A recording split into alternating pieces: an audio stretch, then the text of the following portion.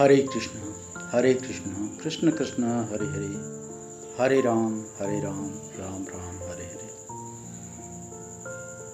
तो आइए आज जो हमने सीखा अध्याय पंचम अध्याय षष्ठम से कर्म योग से लेकर के ध्यान योग तक के जो कृष्ण ने चर्चा की,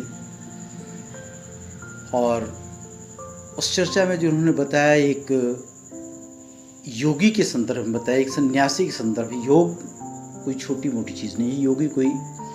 योगी एक वो जीवन की एक टॉप मोस्ट उपलब्धि है। योगी होना कोई बच्चों का खेल नहीं है।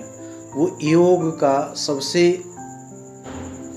ऊपरी चरम स्थिति होती है योगी बनना। और योगी बनना मतलब कर्म से जी चुराना नहीं होता। योगी मतलब वो कर्मनिष्ठ होना होता है, कि जो कर्मनिष्ठ होता है, जो अपने भावों को भगवान को समर्पित करता है, जो सभी किसी भी आस्तिकता से दूर होता है, लस्ट से दूर होता है, वो योगी होता है।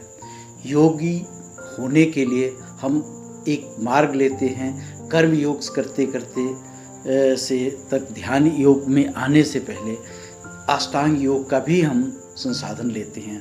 अष्टांग योग सीधे बताता है कि हमें कैसे कैसे अपने आप को सुधारना है।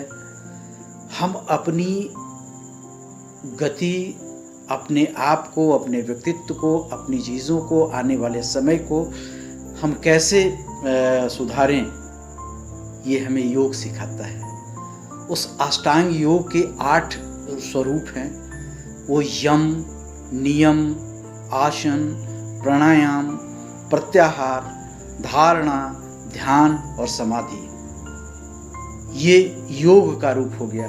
और समाधि जब हमें प्राप्त होती है तो हम ध्यान योग हमारा शुरू होता है।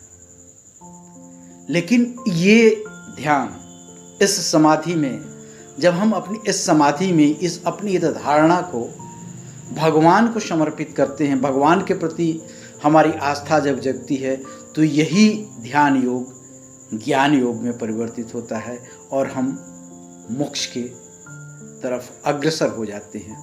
ये भगवान की अद्भुत कृपा होती है। और भगवान ने ये ज्ञान केवल हमें ही नहीं दिया था। भगवान ने ये ज्ञान भगवान सूर्य को दिया, सूर्य ने मनु को बताया, मनु ने इक्ष्वाकु को बताया, और फिर बीच में इस ज्ञान का लोप हुआ तो भगवान ने स्वयं प्रकट होकर उस ज्ञान का सार तत्व अर्जुन जैसे शिष्य को बताया, और उस गीता के सार के रूप में आज हमारे पास भी आया। हम लोग बहुत धन्य हैं कि हमारे पास गीता है। मैं धन्य उन लोगों का भी हूँ जिनके ज्ञानामृत से आज ये ज्ञान मेरे पास भी आया।